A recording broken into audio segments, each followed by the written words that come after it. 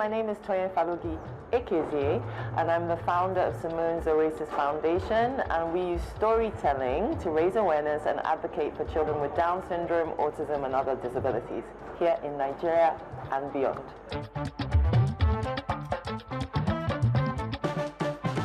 This became kind of the mission and purpose of my life because I have a daughter with Down syndrome. Her name is Simone.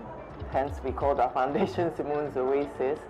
And it's kind of just through that parenting journey that I realized we needed a lot of help personally in educating ourselves, but also kind of the environment around us about what it means to have Down syndrome, or what people are like, and what family life is like, and just really normalize it. It's nothing, you haven't been cursed. You know, your village people have not cursed you, you haven't sinned, it's just something that happens.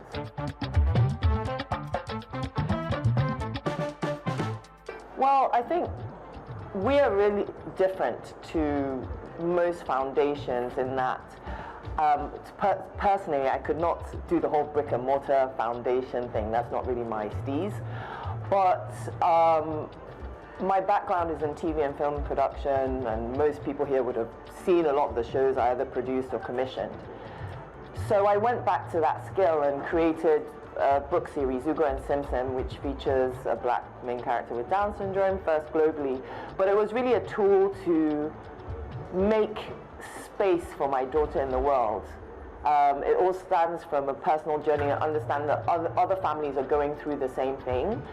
And kids are just the best advocates, and they're the best to kind of reach out to because they're open and they ask the wildest questions.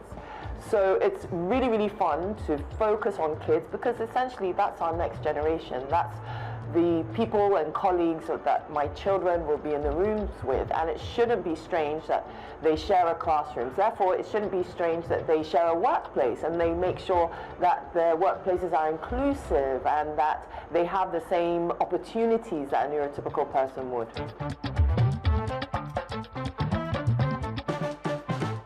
Animation, again, is another form of storytelling, and I'm kind of a big kid, right? My daughter will be watching something and she'll walk away and I'm still watching Peppa Pig or Coco. I don't know what's wrong with me, but I'm obsessed with animation, both for kids and adults. Music has been a great way for us to do advocacy. So we started in doing animated music videos. So our music video in Nigeria, 36 states, gets used by a lot of schools, which is why we're at like 1 million views. But it's also a great tool to kind of start that conversation, and what happens, maybe one of the kids already knows, or the teacher actually kind of intentionally talks about the Down syndrome character, and it's a way to kind of start that conversation in class. And my book series, it was a real challenge to get it off the ground because no publishers here would give me the light of day, and not only that, they told me that nobody would be interested in buying books that featured an abomination. I am living this. I know my child is not an abomination, so I did it myself. After over 5,000 books sold, that's when they started looking for me. And so it just seems really natural that the next step would be looking at doing the animated series. I did a last-minute submission for the Annecy Animation Film Festival this year, and I got picked. And I pitched in France, and it was amazing, and we have some real great feedback and meetings happening since then. So I'm hoping with my co-production partner who's based in the US that we can get this done ASAP.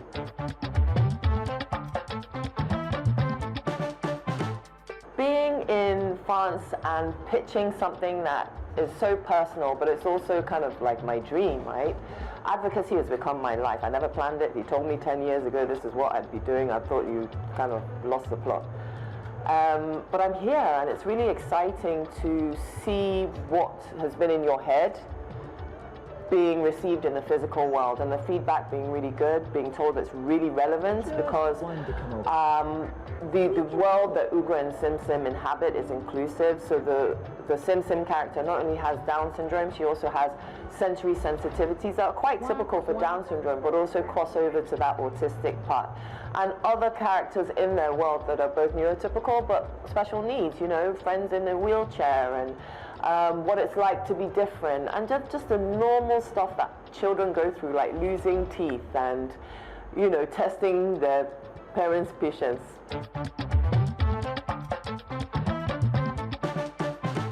It shocked me initially that my books were the first of its kind, and the animation is going to be the first of its kind. There are people working in that space. In Annecy, it was amazing to meet the producer from Argentina, who also has a daughter with Down syndrome, and look at his story called Elle, which was so beautiful, and we're hoping maybe we can do some kind of collabo. But for the black community worldwide, whether you're talking Nigerian, African, African-American, African-British, our melanin brothers and sisters, zip, zero, niet, nothing. So this will really be a first. So it's really interesting to not just think about Nigeria, but really thinking about how this story is hitting globally. I spoke at the Dear Mom conference in Laguna, California in April, and since then, it's been quite interesting to see how the Hispanic community, the Mexican community, have taken Ugo and Sim on board and are reaching out in terms of how what we are doing is relevant for the Hispanic community. And I never even factored that in. I was just doing it because I'm a mom at home, you know, on a mission.